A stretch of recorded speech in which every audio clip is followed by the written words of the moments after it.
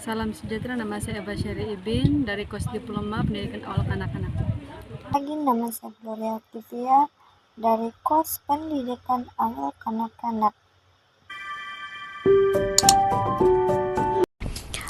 Halo, nama saya Olivia Olen dan saya student dari Diploma in Airlines Cabin Crew Management. Hari ini kami akan membentangkan tentang jurnal yang kami pilih, yaitu jurnal yang bertajuk Nilai-nilai kemanusiaan dalam cerita lisan. Genre ini merupakan hasil daripada Muhammad Nur Al-Hakim, Muhammad Hanafan, dan Muhammad Firdaus Jayakub.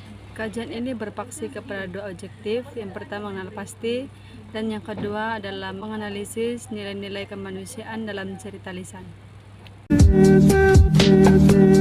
Artikel ini mendapat penemuan yang baik karena dapat memupuk nilai-nilai murni di dalam diri seseorang.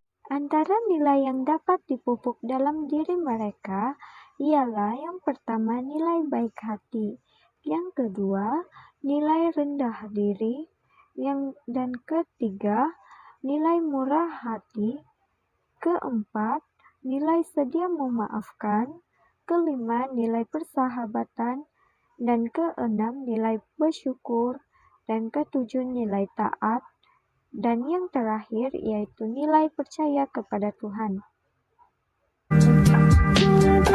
Kelemahan dalam jurnal ini. Antara kelemahan yang terdapat dalam jurnal ini ialah penulis tidak membincangkan dan menerangkan tentang nilai hormat menghormati seperti yang dinyatakan dalam bagian abstrak mengenai nilai-nilai kemanusiaan. Kelemahan yang seterusnya ialah penulis hanya menyatakan nilai hormat menghormati sebagai huraian dalam nilai rendah diri dan nilai sedia memaafkan. Penulis tidak menjadikan nilai hormat menghormati itu sebagai tajuk besar nilai-nilai kemanusiaan.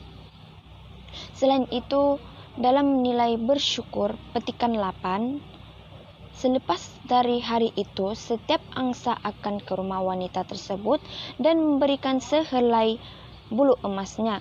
Kini hidup wanita itu dan anaknya telah senang. Timbullah perasaan tamak di dalam hati wanita itu. Suatu hari dia berkata, dua orang anaknya, ibu hendak cabut semua bulu emas angsa itu. Kita tidak boleh percaya padanya.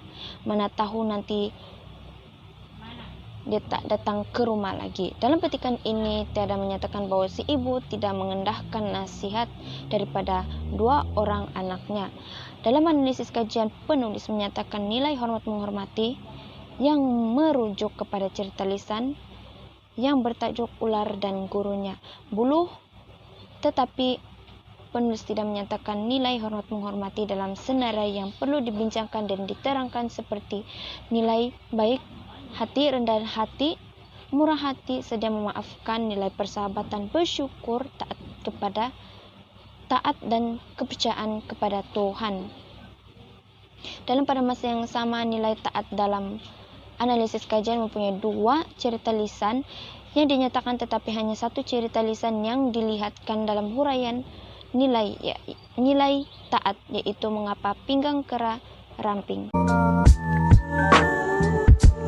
Dan saya akan menerangkan saya punya part saya, bahagian soalan dan juga kesimpulan.